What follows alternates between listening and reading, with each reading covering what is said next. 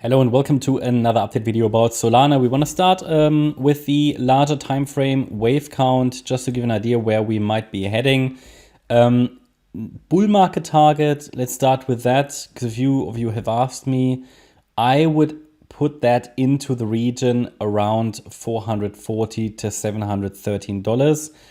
This is at the moment just sort of a rough figure, ballpark figure. It can easily change. That really depends on how the subdivisions of these waves are playing out.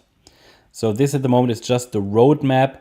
The move up could also just be a B wave. I primarily here focus, however, on the uptrend now that could take us to an all-time high. However, be aware that the move up, because it is so choppy, could just be a B wave and another low could still unfold. It is a very young trend, a very early trend. We are in a pattern that you could consider an ascending wedge. A break above it would indicate something more bullish, but would not rule out the B wave. But it would give us some more, upside pressure, you could say. Okay, if we break above this trend line. We haven't even reached this trend line that you can see here. It is probably going to be around $36 when Solana reaches it, and I would say we probably will reach it in the next few days, and then we need to see how the price is going to react to that trend line. With all the sentiment that's going on at the moment, I wouldn't be surprised if we break above it, okay? But then I think we have a good chance to go more directly to around about $50 to $60, and we see the wave count on the shorter time frame. But at the moment, I'm purely watching here how the market is going to react to this trend line. This could be an important resistance level. Above that level, we have further resistances. Here, those swing highs at around $39, okay? These two, we see them better on the smaller time frame. And then this significant swing high that was made in July and August 22 at around $48, 47 to 48. These are going to be the next key levels to watch after Solana broke out above our breakout point here, this wave one high. Let's go to the shorter time frame wave count. We see, first of all, these two spikes that I just mentioned and the swing high. We see the roadmap here. In an ideal world, I would like to see that the price is following the white wave count, which means that ideally we are wrapping up the wave one here at some point. Okay, maybe we reach the trend line first, but ideally I'd like to see a pullback. Pullbacks are important to make sure that prices don't go too fast, too far, because if they go too fast, too far, then we have the problem that they sometimes come down quite strongly, or that the correction will take for ages. That can also be harmful for the sentiment. But yeah, I mean, the next key level, as I said, it is basically here, this $36 level, maybe a little higher, the trend line of the wedge pattern. And I count that currently as a wave one still. Yeah, it's still extending further. And therefore, I did explain to you, we need to focus just on the trend line. As long as this trend line is holding support, or is providing support for this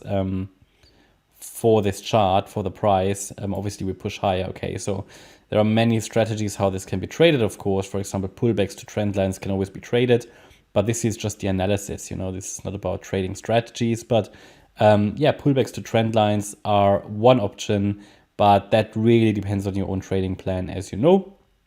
If you don't have one, don't trade. It's as simple as that. At some point, we would like to see here, rather sooner than later, to get the pullback, the correction. Corrections are needed. Markets need to breathe in and out. They can't only just go one way. They have to have these corrections. Otherwise, they get too overheated. We cannot really say and confirm that a top has been made until we see one of these support levels break. So first indication that the market has topped here, and we have no indication.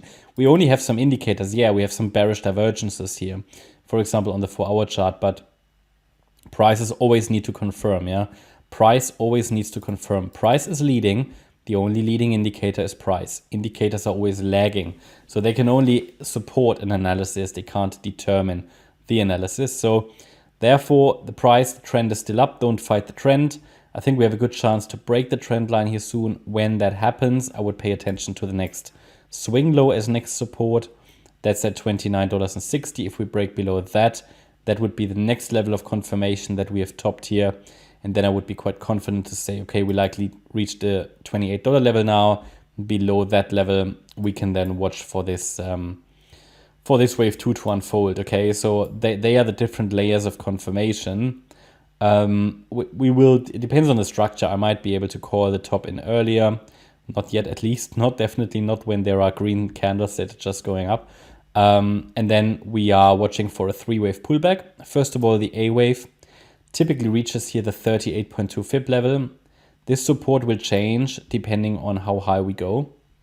But this is going to be the support, the main support for the pullback.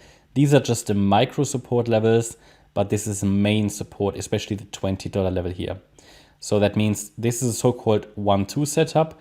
The trend can continue to move higher as long as we're holding the $20 level. Below that level, it will get very, very unlikely that we continue to push higher in this structure.